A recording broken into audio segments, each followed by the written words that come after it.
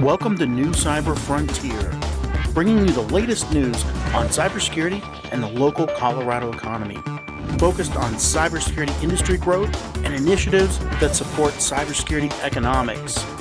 We hope this special series on blockchain builds your excitement for a possible future which empowers individual privacy. Please follow and participate as New Cyber Frontier is supporting a grassroots community effort to empower the individual in the digital age. Check out privacyforthepeople.org to see the upcoming crowdfunding campaign. Now sit back and enjoy as we introduce our great guest for today's show.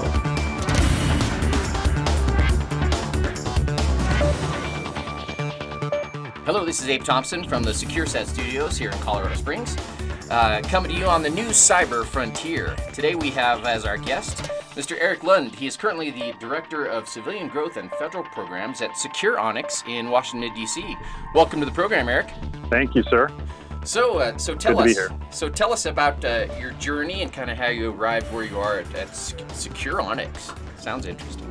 Yeah, we don't have enough time for that, but I'll give you the Reader's Digest. So, technology, I won't go into the 80s or 70s, but kind of technology-wise, right around 2000, I started getting interested in security, which back then meant I was tutored by a guy that trained some very interesting folks. Sure. And just to kind of leave it at that, if you know what I mean. Yep. So I was kind of trained in that. The network aspects, I was able to kind of network together 5 Pentium 1 computers, Linux, right? And I'm not an engineer.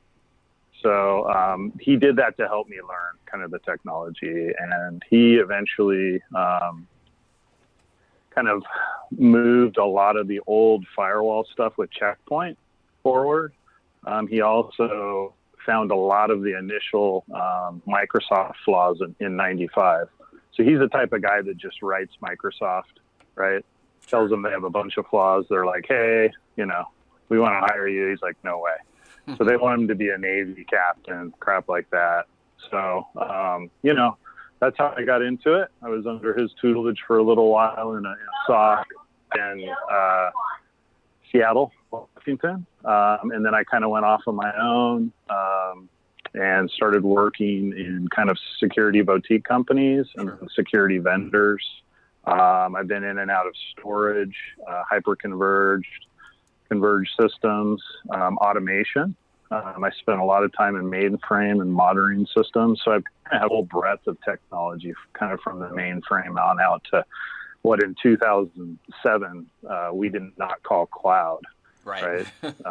So we sold it before Amazon, by the way. Just put a little plug in there. But they came in and they are where they are today. And now what I do currently is kind of help grow the federal business and also kind of this large systems integrator business for a company that we're kind of evolving into kind of being the nucleus of security. So you can think analytics, but it's really automation and making all these SOCs, right, more lean and automated. Well, and you've got that hardware background, and, it's rare that you find someone with that amalgamation of experiences because, they're always looking for their purple unicorn, but they want their purple unicorn to be, right at the beginning. They say entry level, and they want purple unicorns. Well, ladies and gentlemen, finally, I found somebody that's got it all. So you put that all together, and so what do you kind of classify yourself as? A cybersecurity generalist, a tech guy? I mean, where do you live in that space? No, I'm a tech guy. I'm by no means an engineer or anything like that. But I've had to be before. I have Cisco certifications in design and stuff like that. But I'm not. My love is being able to connect things together, right? Awesome. And that goes back to the 70s and even back into my crib, right, when the mobile was flying around and all that stuff. Just being able to connect things, stereo systems. I have my car right now. I'm going to put one of the old kind of little speaker boxes back there like I did in high school. So anything that I can connect information, I know it's terrible, but listen, you get old and that's what happens. So, things like that, outside of this, sports really plays into a lot of what I do, just because of the nature of what has kind of happened to me through this type of business and all the stress and pressures that venture capital companies put on people. Yeah. So, I've had to kind of mix that together and figure it out and connect all that stuff. But I think I'm okay. I die tomorrow, but that's okay. My kids are fine, I think. So. Yeah, no therapy yet, as far as you know, right? So let's take a quick break and go hear from our sponsor. Cyber Resilience Institute helps build strong cyber communities designed to prevent members from attack. Like building a neighborhood watch, it takes coordination and a sharing community to protect our identities and valuables in the virtual world. Typically, we hear that organizations know they need to do something to protect their cyber assets, but don't know where to begin. Let Cyber Resilience Institute help your community create an action plan. Cyber Resilience Institute will build your community or business marketplace so that it is designed to support a collective cyber defense. Contact them for more information at cyberresilienceinstitute.org. And we're back with New Cyber Frontier. This is Abe Thompson from the Securovix studios here in Colorado Springs, talking with Mr. Erik Lund. Erik, you mentioned something actually that's near and dear to my heart. You talked about systems and systems integration and just that whole concept of connection and integration. And I lived it so often in my Navy days where, we engineer things in a vacuum and then we try and bring them and integrate them into the rest of the systems that are out there being used. And it was just such a continual trial. Where did you find sort of your sweet spot in sort of the tech industry doing that? Yeah, so that's a great question. Very, very good question. So I worked for a company where we elevated privileges, right? That type of stuff. Yep. And at that particular job, kind of a light went off in my head that said, listen, you're doing sales and marketing stuff, but that's not really what you are, right? People aren't even looking for that, right? They know, they're smart. So I started just saying, I'm just treating you like your, program manager interface guy, right? So I kind of did that for more of a project focus rather than, hey, these guys got this, we need to integrate this and that sort of a thing. So I kind of still take that approach. Sure. It's different depending on which company you're at, right? Because like right now we have a customer post success team, and they're pretty big and they're a pretty good team, right? These are seasoned veterans for the most part.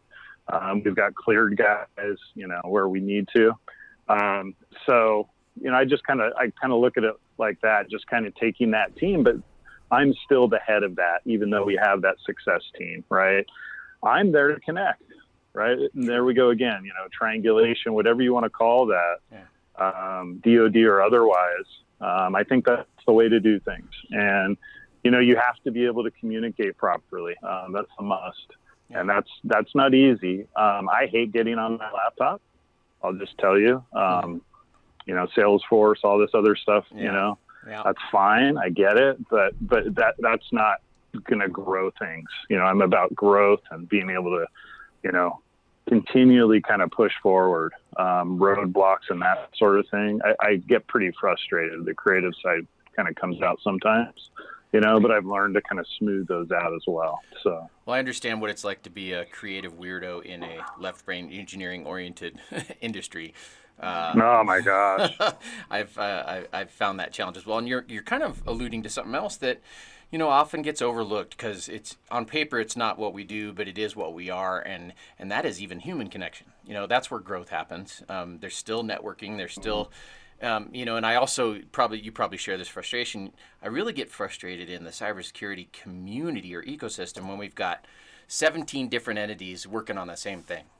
When we could have community and connect some of those efforts and actually see some equities and some force multipliers. Have you seen something similar from your perspective? Absolutely, and I'll give you a good example. So I was at the Gartner show,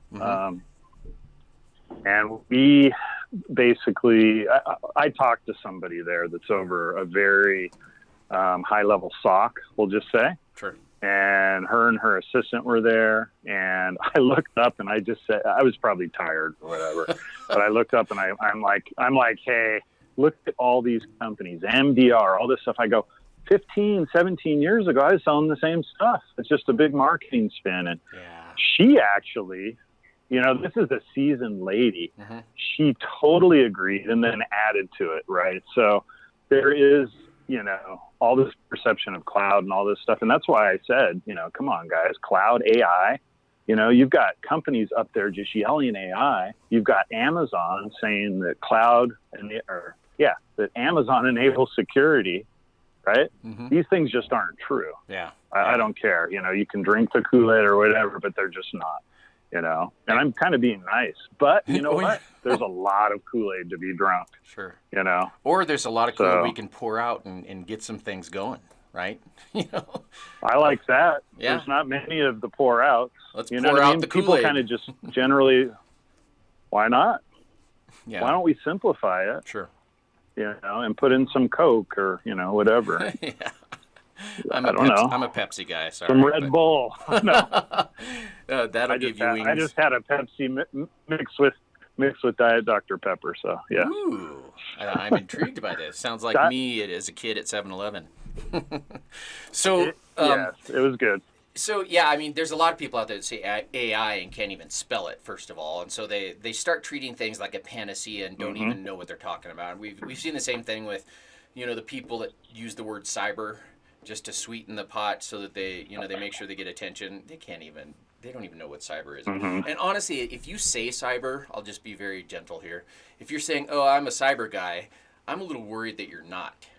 Because in reality, you're a cybersecurity guy, you're an engineer, you're an analyst. I mean, let's speak plainly. So there's my soapbox. I'll get off of it. I got two things.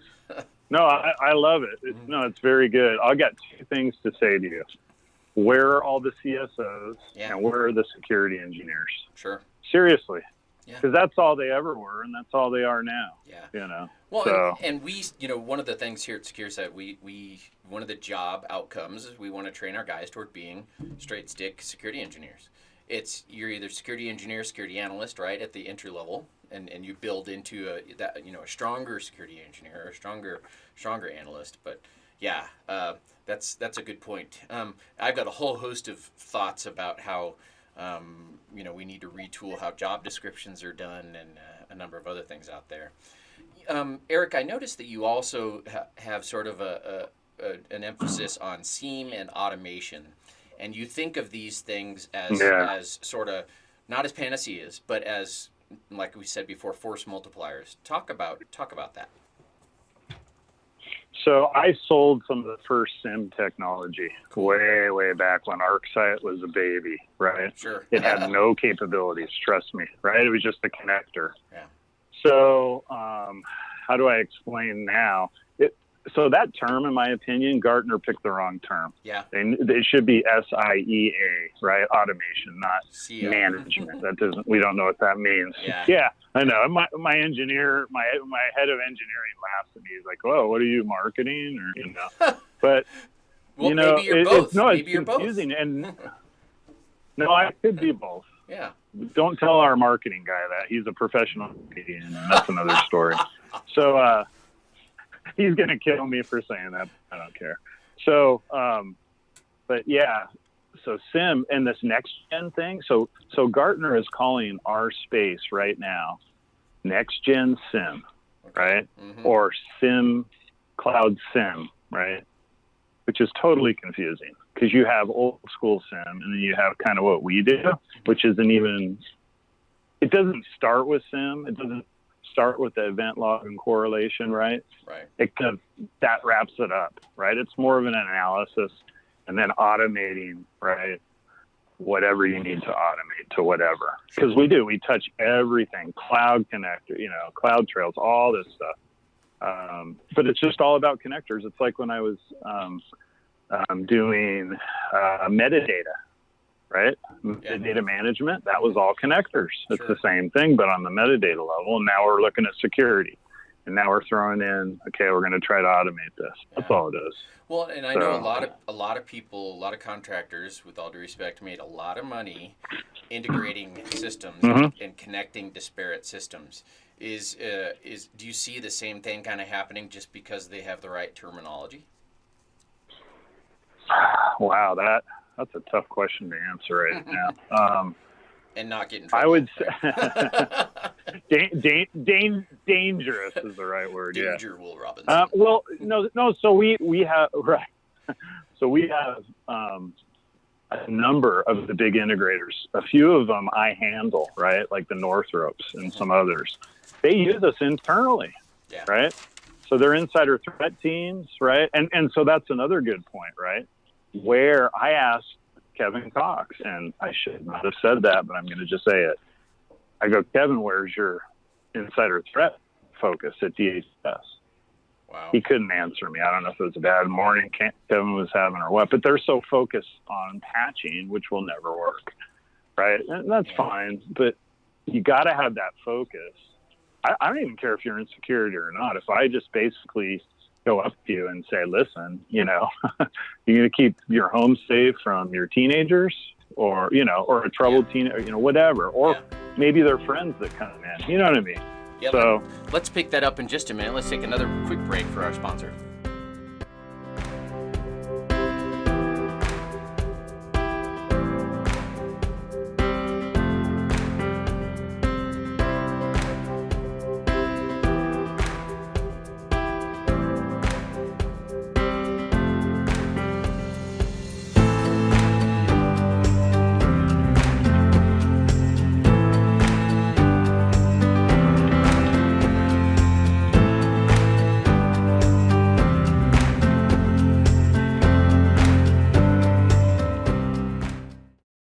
Murray Security Services are your cybersecurity experts with decades of experience providing professional training services for our clients in various industries.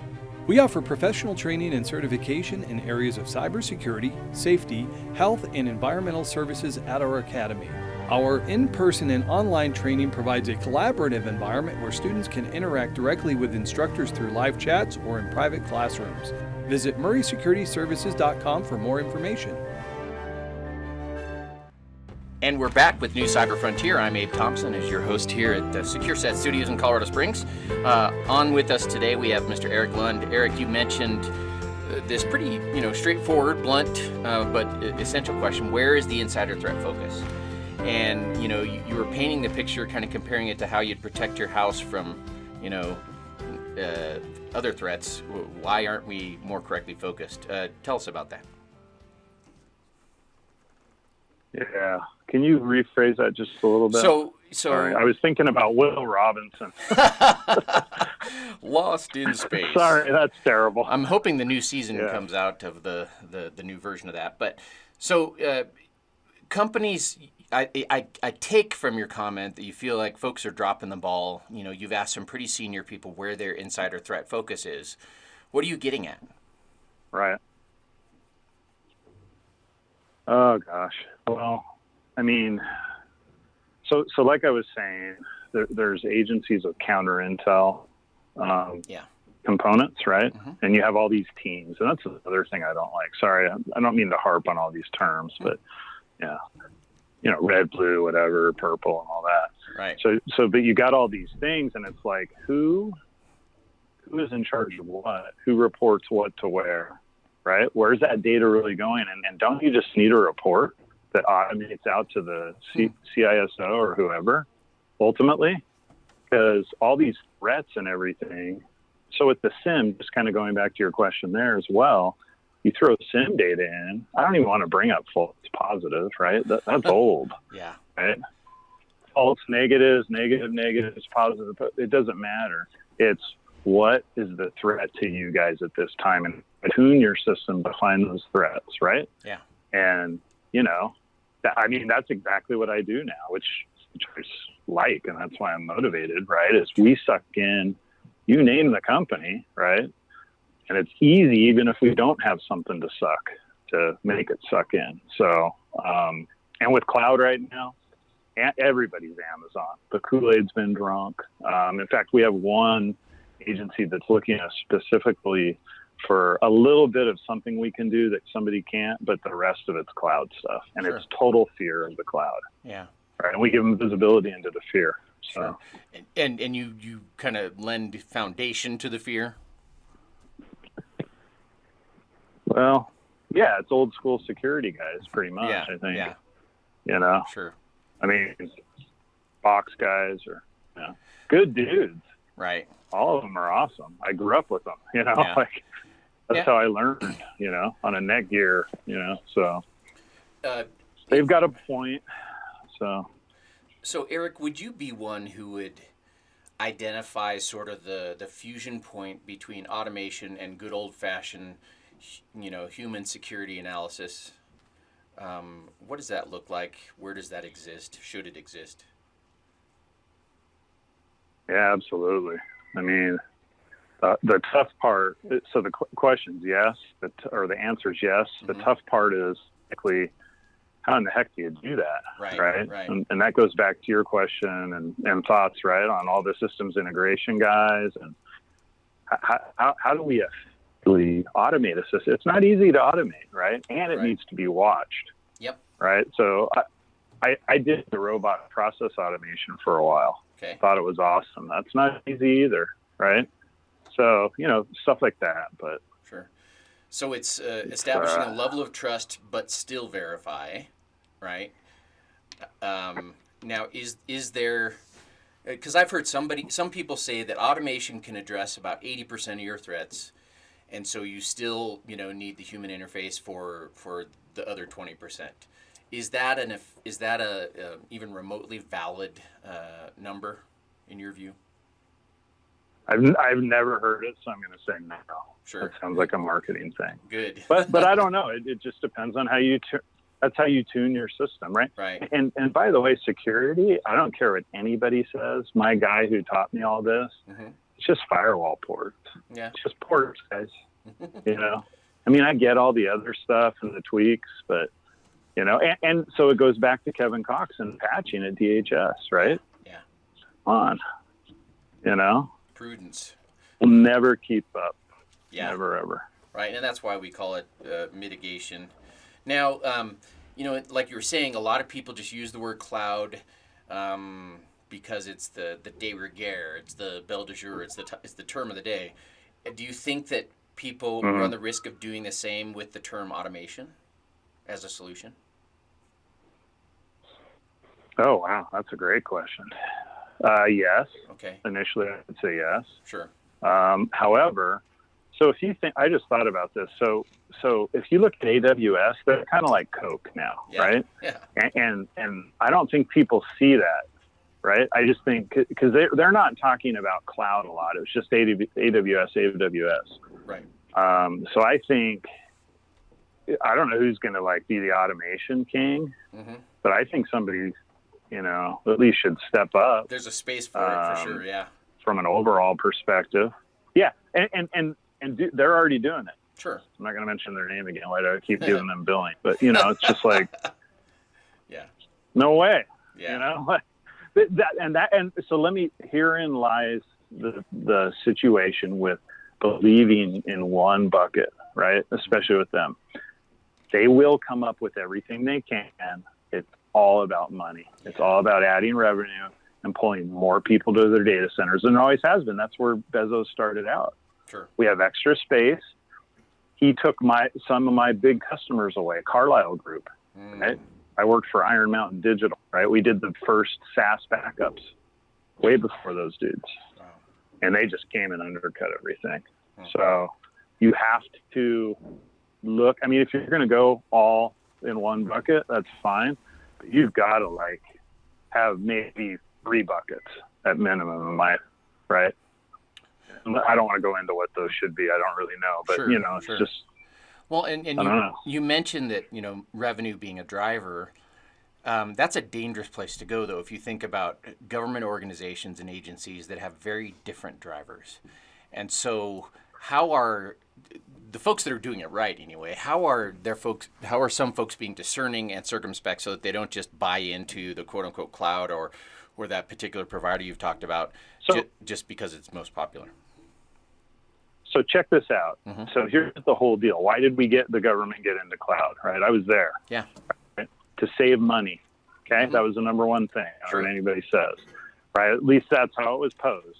Now you're getting into these huge contracts, and I don't know. I haven't done a lot of cloud contracts, but I keep hearing time and time again, especially with some of our competitors, that it is just ridiculous. You cannot, and by the way, I know the guy that started S3. At whatever agency, you know what I mean? Mm-hmm. So him and this team brought this service cloud into this federal space, right? Now look at it. You got Jedi, So I would just be extremely cautious, and it doesn't even matter what cloud you're going with, because on the back end, it's pretty much all this one company or the other two. Sure. Or three maybe, right? But they need to, and I know people have said this, but you really need to vet every little thing, because you're going to come back with, a procurement nightmare. And that's why things like, bringing in the CTO and CTO, the chief procurement and all them, right? Mm-hmm. FITARA. That's why FITARA was created, right? And all those types of things, amongst other reasons. But you know what I mean? So, I don't know. It's going to get messy, I think. Okay. And I think it's going to cost more money than was expected. So, given that that's a problem set, what's your call to action for people to kind of steer clear of some of the mess?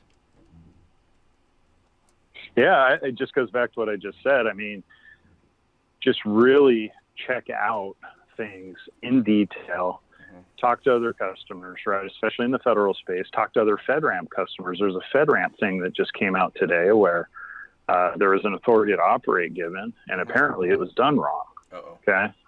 So, yeah, that's not good. So stuff like that. And I'm sure there's others, right? If there's just one, nobody's perfect. But you have to, due diligence and that type of thing, especially you want to bring in integrators, then you got the integrator layer, and then you got a sub and a prime, right? Then you got some reseller dude or non-stocking distributor, right? You see what I mean? Yeah. So everybody's got to get their cut.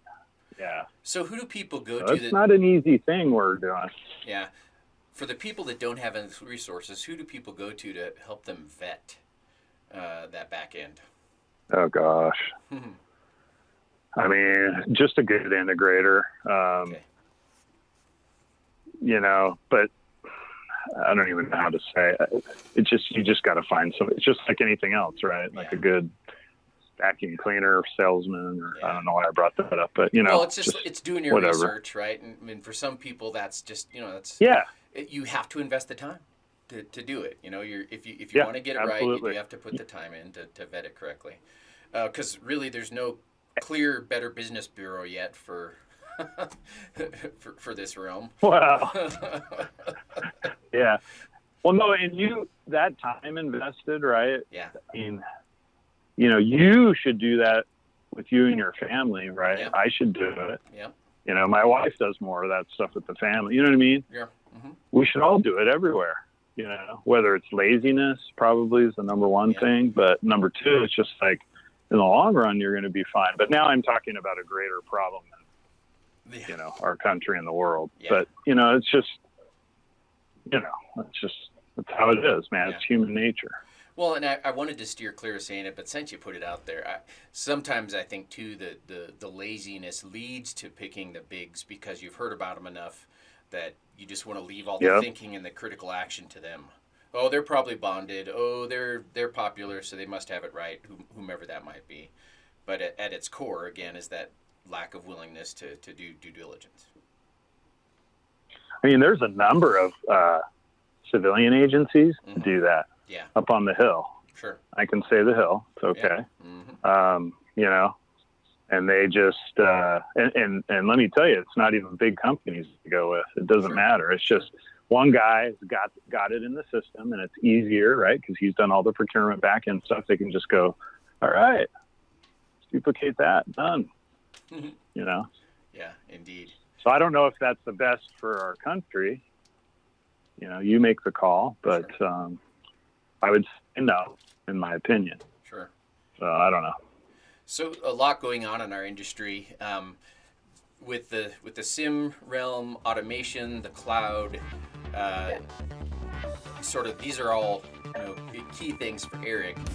Also, this idea of connecting, and I really appreciate that that's part of your life mission. Honestly, is to see to it that connections happen, but then see to it that they happen well. There's got to be somebody in that space with some expertise, and so I'm glad that we have the warriors to do that. Because I think of all the hours we spend off mission because systems couldn't talk to each other. Yeah, absolutely. Well, ladies and gentlemen, we've had as our guest today Mr. Erik Lund, who's at Securovix, as the basically develops civilian and federal programs. Erik, we appreciate your time with us. It's been a delight to kind of go down some of these quote-unquote taboo areas and just be blunt about what our industry needs. So I appreciate your heart on that. Thanks for having me, Abe. I appreciate it, and thanks to the production folks and everybody who's helped. See that, Mike? They love you. Isn't that great? This has been New Cyber Frontier with Mr. Erik Lund. My name is Abe Thompson, coming to you from SecureSet Studios here in Colorado Springs.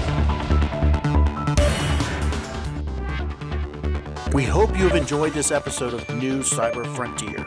Remember, please follow and participate as New Cyber Frontier is supporting a grassroots community effort to empower the individual in the digital age. Check it out at privacyforthepeople.org. Also, make sure to join our mailing list so we can keep you informed. If you have an idea, if you have a question you would like to hear answered, or if you just want to get involved in what we're doing, reach out to us at newcyberfrontier.com. We also encourage you to visit our sponsors links because they are the ones that really make this show possible. We look forward to seeing you on the next episode of New Cyber Frontier.